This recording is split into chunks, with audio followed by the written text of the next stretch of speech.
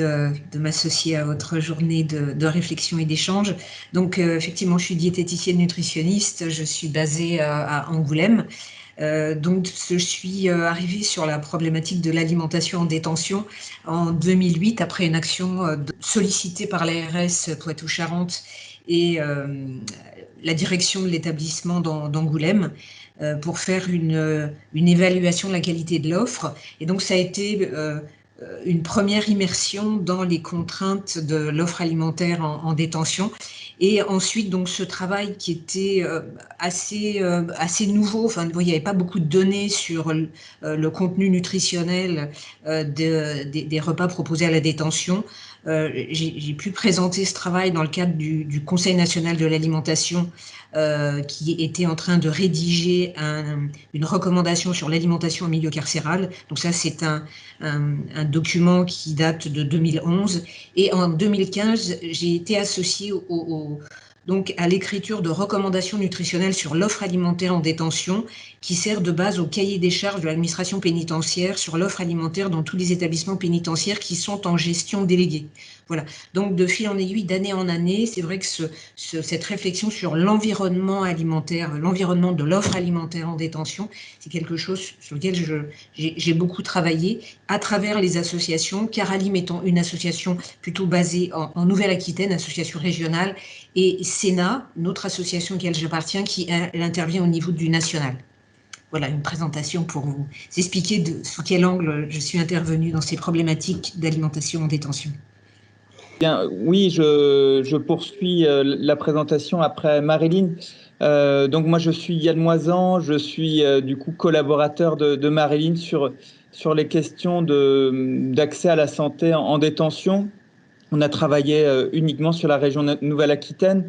J'appartiens à une coopérative conseil, vous l'avez dit, qui s'appelle Novascopia et qui travaille du coup, elle, plutôt à l'échelle nationale sur les liens entre aménagement du territoire et santé publique. Et du coup, ces actions en milieu pénitentiaire, c'est aussi une réflexion sur ce qui a pu être évoqué déjà, le dedans et le dehors, ce qui peut être... et en gros, c'est aussi, Marilyn l'a dit, le fait de travailler sur tout l'environnement alimentaire, c'était pour nous l'occasion de pouvoir tester, expérimenter tous les leviers qui permettent de penser un établissement comme pénitentiaire comme un milieu dans lequel on pourrait améliorer la santé à la fois des personnes détenues, mais je dirais, et ce sera plutôt là une perspective, sans oublier celle des personnels surveillants. Et du coup, c'est aussi un équilibre sur lequel on a toujours essayé d'être vigilant. Voilà. Alors, alimentation, sport et santé, restaurer les liens, c'est pas un jeu de mots, mais c'est du coup l'idée de pouvoir se dire qu'à travers cette porte d'entrée alimentaire, l'idée c'était aussi de travailler à la fois sur les repères nutritionnels et sur les liens sociaux que cela suggère et qui peuvent s'illustrer de multiples manières. Alors 2011-2021, en écoutant la communication précédente du CODES, en gros, Marilyn, ça va être une présentation vraiment à deux voix, mais on s'inscrit pleinement dans la continuité de la communication précédente, à la fois sur les freins et les leviers qui ont été exprimés, mais aussi sur la philosophie et l'idée de pouvoir penser les actions, je dirais, au maximum dans une dynamique collective qui va pouvoir associer les personnes détenues elles-mêmes. Alors, là, quelques mots qui ont été posés par Marilyn et moi-même. Notre présentation, elle parle d'un programme en cours de réalisation à l'échelle de la Nouvelle-Aquitaine, programme qui est soutenu à la fois par la DISP de Bordeaux et l'Agence régionale de santé, qui est également soutenu sur la partie Nutri-Score par la DAP au niveau national. et qui s'appelle Parcours Alimentation Sport Santé. Pour y réfléchir, et dans le cadre de ce colloque, l'idée c'était de faire non pas une présentation détaillée de ce programme, mais plutôt un retour d'expérience sur comment on en est arrivé là et quels sont les enseignements qu'on peut en tirer. Et là, dans cette première diapo, il y avait 5 mots qui ont fait sens et qui font sens selon nous dans l'idée de travailler sur l'accès à la santé en milieu pénitentiaire. Ce sont ceux-là, c'est donc travailler avec des systèmes en tension, c'est-à-dire que forcément, ça a déjà été dit, mais la mise en place d'actions de prévention ou de promotion de la santé arrive souvent dans des priorités secondaires et par rapport à certaines urgences, par rapport aussi à l'équilibre subtil qu'il y a entre privation de liberté et recherche d'égalité en santé. Donc, cette question du système en tension, eh bien, elle nous oblige du coup à être assez humble dans les actions qu'on propose et aussi à modérer nos objectifs par rapport, je dirais, aussi à des actions qui peuvent se dérouler sur ces thématiques de l'alimentation ou de l'activité physique et sportive, mais qui se déroulent au dehors.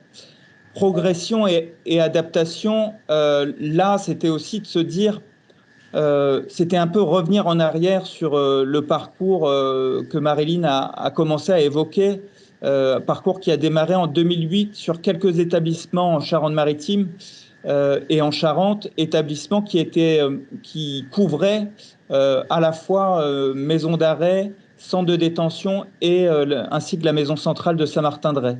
L'idée de travailler sur cette thématique, mais je dirais en associant plusieurs établissements, c'était aussi de pouvoir comprendre quels étaient les objectifs qu'on pouvait se fixer en fonction de la nature des établissements et aussi, ça a déjà été dit, des moyens présents dans les unités sanitaires, mais aussi, et enfin, des durées de peine. Et du coup, c'était se dire qu'on ne pouvait pas penser des actions de prévention et de promotion de la santé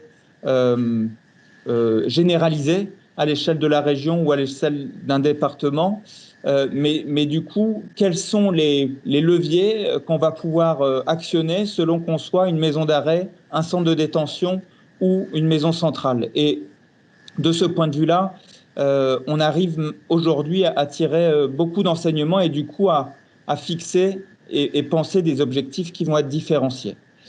Humilité et confiance, ça, Marilyn y tient beaucoup, elle rebondira dessus, mais en gros, c'est là aussi se dire par rapport à nos travaux, eh bien, il repose beaucoup sur le positionnement d'un directeur ou d'une directrice de l'administration pénitentiaire, l'engagement personnel, professionnel d'une infirmière ou d'un cadre de santé au niveau de l'unité sanitaire. Et parfois, du coup, ça a été dit dans la communication précédente, beaucoup sur toute cette dynamique partenariale associant l'éducation nationale, le SPIP et aussi des acteurs extérieurs, souvent associatifs, issus de l'éducation pour la santé ou du milieu sportif. Donc, humilité et confiance. Cette confiance, c'est du coup ce qui aujourd'hui se joue dans les soutiens financiers apportés par l'Agence régionale de santé ou la direction de l'administration pénitentiaire de Bordeaux et qui permet du coup de pouvoir non plus travailler de manière ponctuelle, mais aujourd'hui de manière pluriannuelle et du coup de pouvoir penser des actions plus pérennes sur le temps. Marilyn, je ne sais pas si tu veux compléter, rebondir. Oui, j'avais deux, trois mots. Enfin, j'en avais un qui me venait à l'esprit, c'était opportunisme. C'est vrai qu'on c'est pas forcément un mot qui a une connotation positive, mais en fait, à chaque fois, on a été opportuniste dans les établissements en repérant les projets, en repérant les envies, en repérant les personnes qui avaient des projets et donc en se plaçant en tant que facilitateur. Voilà, donc cette notion d'opportunité pour repérer les personnes qui étaient en interne avec un projet. Et aussi, on se rend compte que les établissements, c'est vrai, sont focalisés sur leurs problématiques au quotidien. Et la notion de projet collectif, elle bute sur la charge de travail, sur les priorités du jour à gérer et la présence de nos interventions permettait de recentrer le fait de remettre en perspective le projet commun. Et très souvent, les directions d'établissement considèrent, nous renvoyaient le fait que notre présence était précieuse pour pouvoir relancer le projet et ne pas l'oublier. Donc cette coordination venant de l'extérieur permet donc de poursuivre l'œuvre.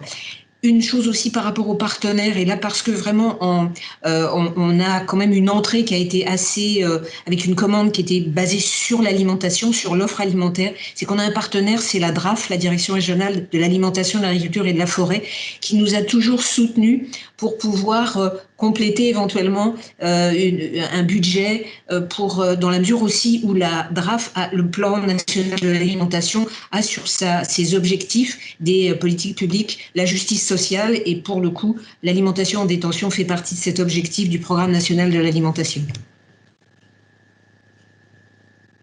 Alors, là, l'idée, c'était de pouvoir échanger sur comment passer d'une initiative locale à l'échelle d'un établissement ou de quelques établissements. On vous l'avait dit, on avait démarré cette action à l'échelle départementale. Là, c'était aussi répondre à plusieurs attentes. La première, c'était se dire qu'aujourd'hui, beaucoup d'actions de prévention, de promotion de la santé qui sont réalisées en détention, en milieu pénitentiaire, elles ont parfois un caractère expérimental et ou ponctuel qui s'arrête ou se lance avec l'intervention, l'engagement professionnel, je l'ai dit souvent, des unités sanitaires. Et c'était se dire que, ça a été dit aussi, il existe un turnover important dans les effectifs de l'administration pénitentiaire, mais il est aussi récurrent dans les services santé des unités sanitaires. Et c'était du coup se dire comment gagner, comment ne pas réinventer la poudre quand des actions qui ont prouvé leur efficacité peuvent être dupliquées, en tout cas servir de modèle pour d'autres établissements qui ont aujourd'hui repéré des problématiques similaires. Ces problématiques similaires, alors elles ont pu être du coup...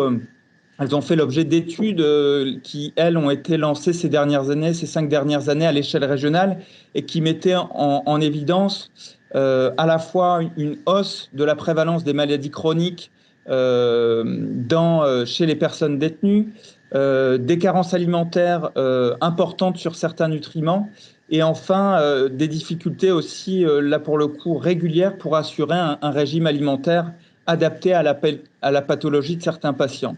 Ces trois facteurs, je dirais, étaient repérés par des cadres de santé et relayés aussi par des directrices et des directeurs d'établissements qui, voyant ce problème prendre de l'importance, se sont dit qu'il était aussi utile de pouvoir mieux faire circuler les bonnes pratiques.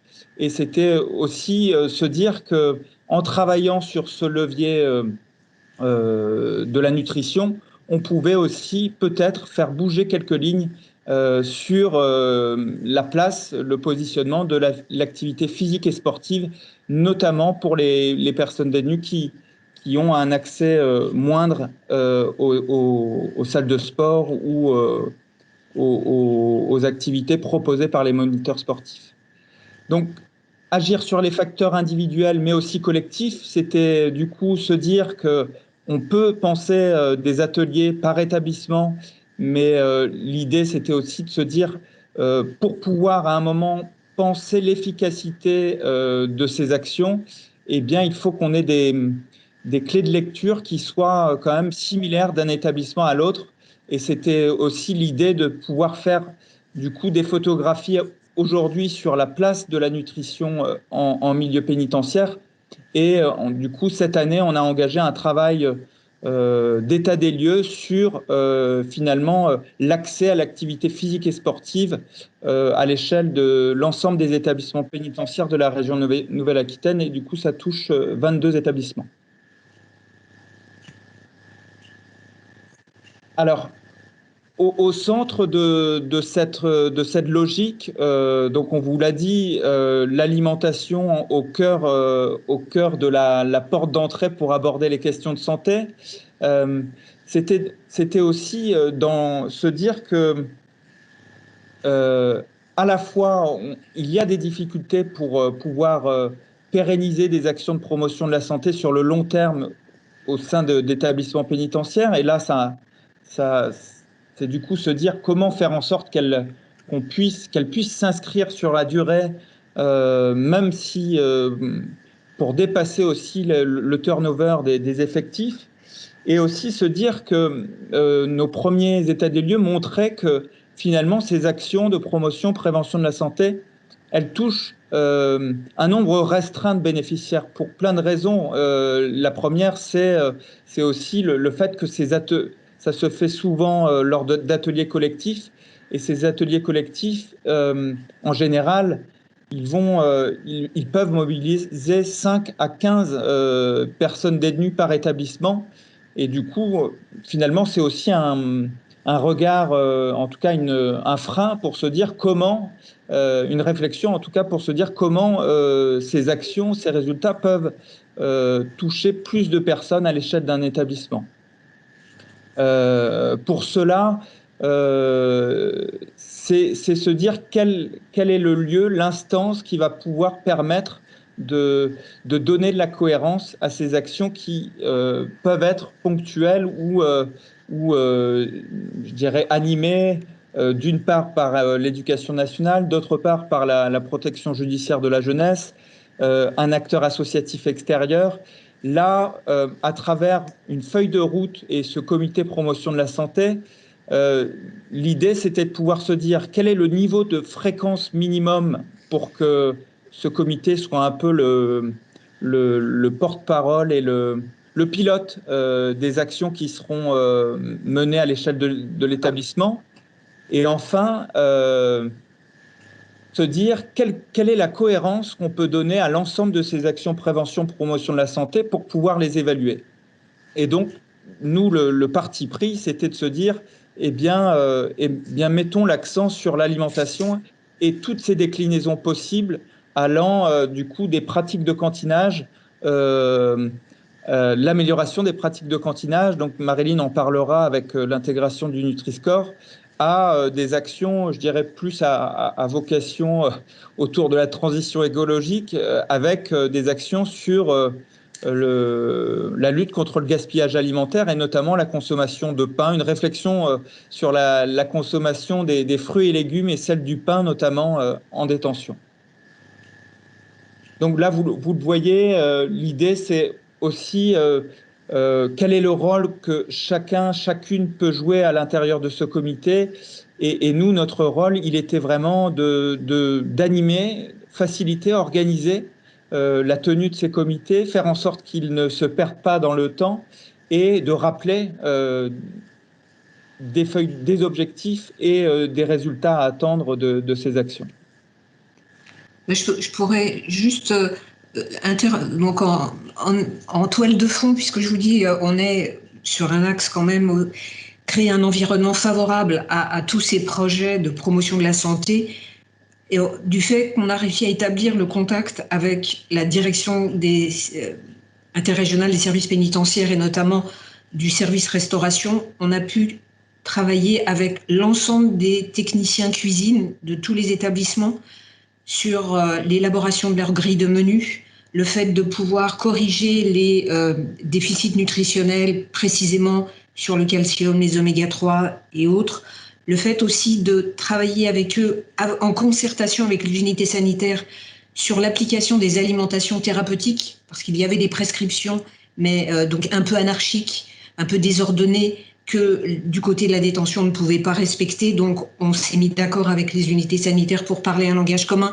correspondant aussi à l'évolution des alimentations thérapeutiques et aux recommandations du SFNCM. Et puis, donc, ce travail qui viendra aussi complémentaire sur la cantine, l'offre de cantine. Voilà. Donc, en arrière-plan, c'est vrai qu'il y a ce travail du fait de la confiance établie qui permet d'améliorer l'environnement alimentaire et donc de pouvoir se projeter sur des actions à un autre niveau.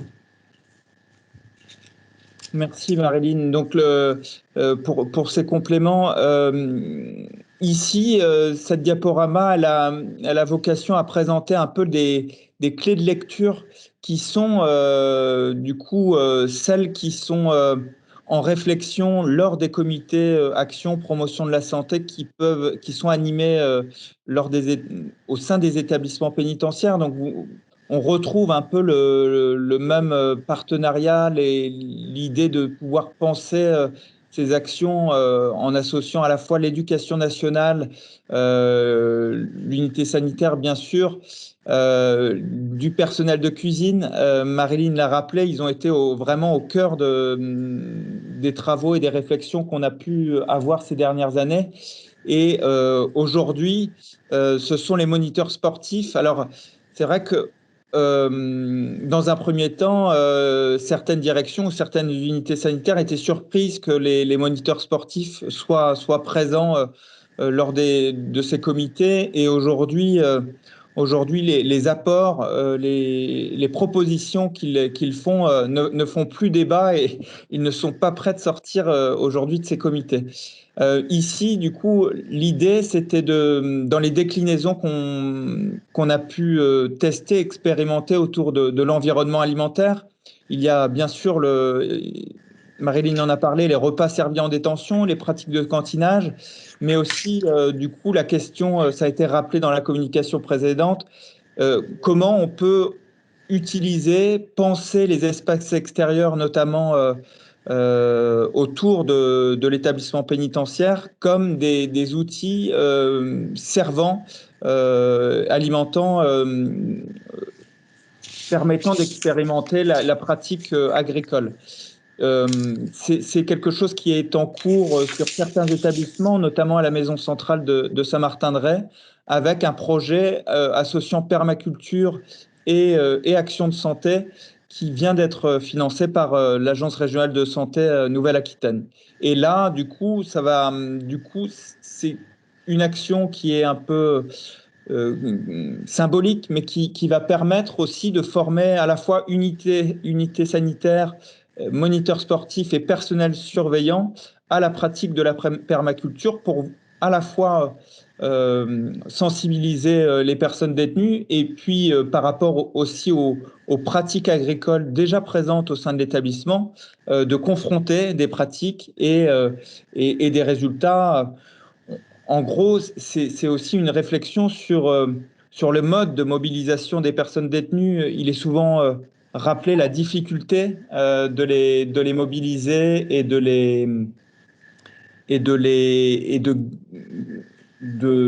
mobiliser sur le long terme. Là, l'idée, c'est de se dire, on part de ce qui est déjà fait, à la fois en termes de pratiques de cantinage, mais aussi de pratiques agricoles, et on essaye de travailler en mettant un accent sur les impacts sur la santé. Donc la nutrition, là c'est aussi la place que peuvent avoir les diététiciennes nutritionnistes dans l'animation d'ateliers cuisine, avec toute une déclinaison possible autour du goût, de savoir-faire déjà présent au sein de la détention, la conception de livrets de recettes. Marilyn, peut-être tu veux dire un mot sur... Oui, donc tout ce qu'on a pu exploiter, alors en mettant en valeur aussi les équipes de cuisine des établissements, donc organiser des concours de cuisine, organiser des challenges cuisine, organiser aussi des challenges sport dans lesquels il y avait des moments de convivialité autour de buffets partagés préparés par des détenus. Voilà, donc on essaye de rendre vivant et d'insister sur alimentation bien-être, alimentation activité physique, alimentation projet. Voilà, donc c'est le maître mot. Et donc à travers aussi on a pu organiser des conférences sport, santé, alimentation. Bon, voilà. Enfin, Oui, sur nos différents établissements et en aussi fonction des possibilités. animé par le comité olympique et sportif, hein, Oui, qui est un tout à fait. acteur qu'on n'a pas cité aujourd'hui. Donc là, quelques images, on va pas y passer trop de temps, mais qui symbolisent un peu les différentes actions et réflexions qu'on a souhaité vous présenter aujourd'hui. On en a un petit peu parlé, du coup, je dirais, ce dont on a moins parlé et qui était présent ici, c'est le point 4. Le point 4 et le point 5, qui sont la communication et l'intégration, l'évaluation. En gros, comment faire en sorte que ces actions euh, puissent être soutenues dans le temps, puisque beaucoup d'unités sanitaires nous ont fait part que ce ne sont pas les idées qui manquent, c'est plutôt le temps disponible, à la fois pour pouvoir animer, organiser une réunion, mais aussi le temps pour obtenir des moyens financiers qui permettent le lancement et la continuité de ces actions. Et vraiment, ce qui ressort, c'est que eh bien, ce temps, il est rarement disponible et que du coup, c'est vraiment utile pour les unités sanitaires d'avoir cet appui dédié à l'écriture du projet, une réflexion sur les indicateurs d'évaluation et aussi la capacité à organiser, animer des réunions qui vont du coup, pour nous, on va être acteurs extérieurs, mais ça va faciliter aussi un dialogue qui est peut-être moins facile quand on est chaque jour au quotidien présent au sein de l'établissement. Le point tout en haut à droite, à gauche, selon que l'on situe cette diapo, c'est la communication. La communication, c'est aujourd'hui quelque chose qui est souvent négligé parce que par manque de temps aussi, ça nous semble très important c'est un peu l'enjeu de ce colloque, hein, ça y participe. Mais en gros, on se dit toujours avec Marilyn que ces actions, alors qu'on parle beaucoup de points négatifs, de témoignages négatifs sur ce qui peut se passer en détention et que du coup, il y a un intérêt à du coup valoriser et prendre un temps nécessaire pour mieux communiquer sur ce type d'action qui renforce à la fois la santé et le lien social ou qui apaise aussi parfois.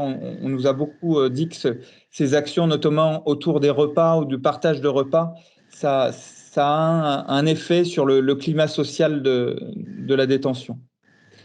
Je vais laisser du coup Marilyn présenter un peu Voilà. sur deux diapos comment s'est passée l'intégration du Nutri-Score Oui. dans les pratiques de cantinage. Bon, donc l'objectif, le constat et pourquoi on expérimente le Nutri-Score, c'est que les soignants constatent de la prise de poids de certains détenus, des prises de poids importantes ou une aggravation de maladies métaboliques. Et la marge de manœuvre est limitée du côté de l'offre alimentaire de la détention, parce qu'il y a beaucoup de détenus qui ne mangent pas le repas de la détention par méfiance, par crainte en termes d'hygiène, de qualité de produit, de confiance globale dans l'institution. Et donc, tout ce qui est consommé en cantine a une place très importante. Et en fait, on se rend compte aussi que cette liste de cantines est une cantine nationale, c'est une liste nationale, et il peut y avoir des différences établissement par établissement. Et en fait, cette liste, elle est validée par un groupe constitué dans chaque établissement avec la direction, les surveillants, les gestionnaires et puis des représentants des détenus. En fait, ce ne sont pas forcément les produits les mieux-disants nutritionnels qui viennent compléter cette liste de produits en cantine. Voilà. Et donc, du fait que dans la société en général, on encourage, et le PNNS en particulier, et les politiques publiques en matière de santé, donc de permettre aux consommateurs de faire des choix éclairés et donc de lui mettre à disposition une information claire, il nous a semblé intéressant de tester le Nutri-Score. Et donc, en Nouvelle-Aquitaine, on est une région au niveau de l'administration pénitentiaire qui teste le Nutri-Score. Alors, le Nutri-Score, sa mise en place, ça s'est fait en plusieurs temps. Parce qu'en fait, il a d'abord fallu calculer le Nutri-Score sur l'ensemble du catalogue des produits des cantines. Et donc, il a fallu prendre contact pour demander l'autorisation de Santé publique France. Une autorisation parce que, en fait, le Nutri-Score ne va pas apparaître sur les produits qui sont cantinés, mais le Nutri-Score va apparaître sur les bons de cantine. Et c'est ça la particularité, ce qui n'est pas normalement la vocation du Nutri-Score. Donc, accord de Santé publique France pour ce projet d'afficher sur les bons de cantine. Et ensuite, donc, il a fallu donc recueillir toutes les fiches techniques des produits, calculer les Nutri-Score. Donc, quelques calages avec Santé publique France sur des produits qui ne sont pas forcément aujourd'hui éligibles au Nutri-Score, notamment les boissons sucrées, pour savoir comment on allait les mettre sous forme de repères, de lettres et de couleurs. Et ensuite, il a fallu transférer donc ce Nutri-Score sur les bons de cantine. Et là, détail pratique, mais c'est la vraie vie, c'est qu'en fait, les systèmes informatiques ne sont pas les mêmes dans les établissements. Et donc, il a fallu créer des supports qui varient selon les établissements. Et puis, aussi, principe de réalité, c'est qu'en fait, il y a beaucoup d'imprimantes sans couleur en détention. Donc, heureusement, il est à la lettre. Mais donc, on n'a pas pu imprimer tous les bons de cantine individualisés en couleur. Ils sont en noir et blanc. Mais par contre, on a fait des documents qui sont affichés dans les coursives, qui sont à la disposition des surveillants, moniteurs de sport, à la disposition des soignants de l'unité sanitaire, où là, il y a la couleur. Et là, donc, où le surveillant, enfin voilà, le soignant ou le surveillant peut expliquer aux détenus comment utiliser les informations qu'il y a sur son bon de cantine. Donc, il y a eu aussi une phase de communication. Là, Yann soulignait l'importance de la communication. Et donc, on a rédigé une note d'intention à destination des chefs d'établissement pour expliquer l'objectif du Nutri-Score, à l'intention des gestionnaires aussi. Et puis, donc, aussi présentation aux soignants de l'unité sanitaire pour savoir dans les consultations comment ils peuvent guider leurs patients diabétiques, maladies cardiovasculaires, surcharge pondérale et autres. Voilà. Information aussi aux moniteurs de sport pour savoir donc comment aussi orienter les détenus vers les produits qui sont les mieux disants en A, B, C, et puis donc de réduire la consommation des produits en D et E. Voilà. Et donc, la diapo suivante. Et en fait, donc, ce qui est intéressant, c'est de voir pourquoi, qu'est-ce qu'on fait de tout ça. Et en fait, donc, Yann, je veux bien que tu prennes la main pour expliquer donc le contact et l'étude qui est en cours et qui démarre là, donc qui a démarré depuis quelques temps sur notre région. Oui, donc par rapport, donc c'est aussi se dire, se donner les moyens de penser les actions sur le long terme, c'est du coup une réflexion sur comment prouver, comment les évaluer et en gros s'appuyer sur ce qui fonctionne, sur ce qui marche, et puis le déployer là où ce sera possible. Et je l'ai dit tout à l'heure, tout ne sera pas possible partout de la même manière. C'est bien là l'équilibre un peu difficile à trouver. Ici, donc on est toujours avec le soutien de l'ARS. On a démarré depuis le mois de février 2021, après avoir pensé la méthodologie, donc un protocole de recherche avec notamment le labo l'EREN qui est à l'initiative du Nutri-Score, une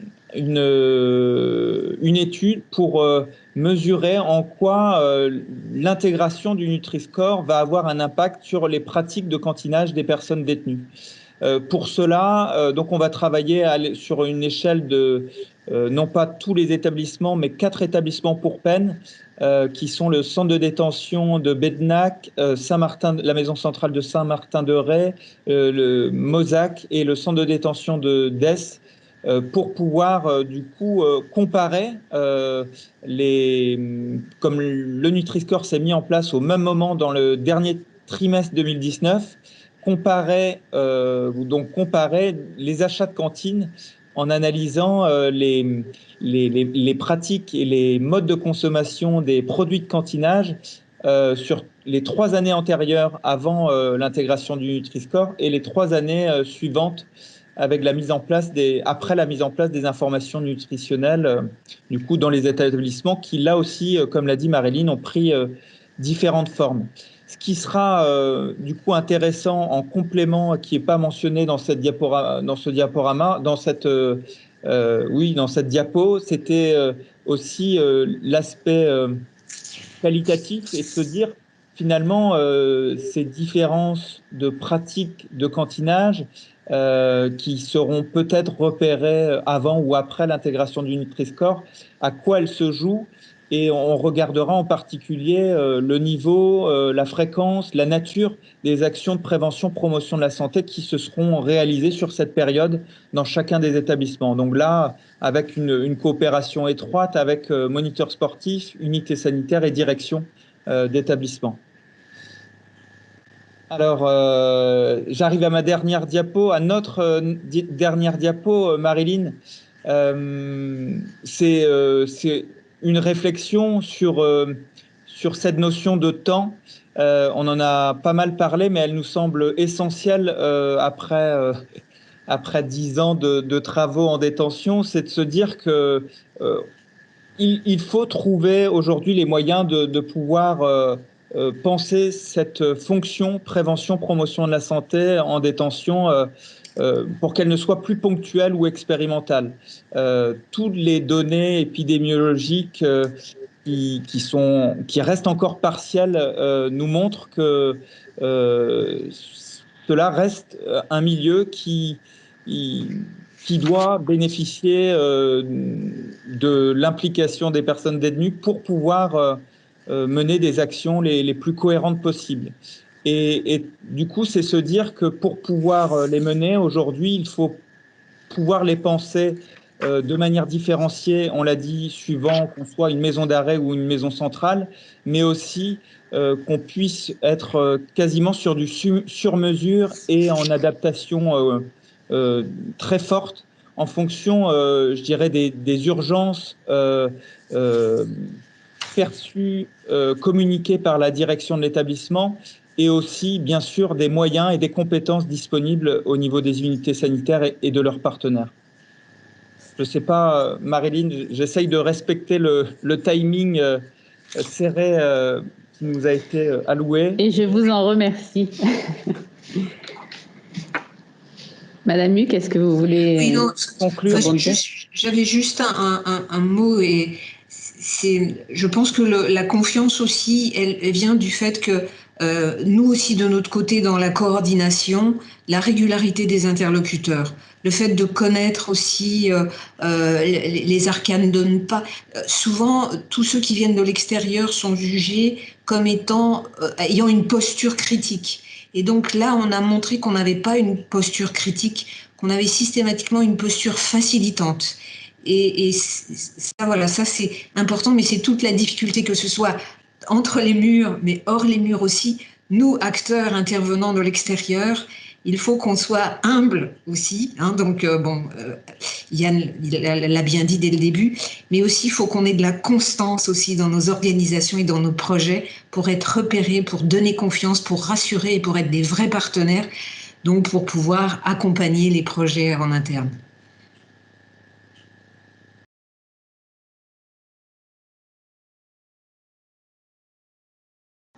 Non, moi, je peux répondre là sur pourquoi les hommes n'ont pas été intégrés, les femmes n'ont pas été intégrées. C'est que dans les établissements de Nouvelle-Aquitaine, il n'y a pas d'établissement pour peine de femmes. Et donc, on a choisi de faire des établissements pour peine parce que là, on a les mêmes détenus, alors que dans les maisons d'arrêt, on a un turnover et donc l'impact du Nutri-Score était difficile à évaluer. Mais voilà, donc c'est parce qu'il y a très très peu de femmes globalement en Nouvelle-Aquitaine en détention et il n'y a pas d'établissement pour peine, voilà. Hein, donc c'est ça. Et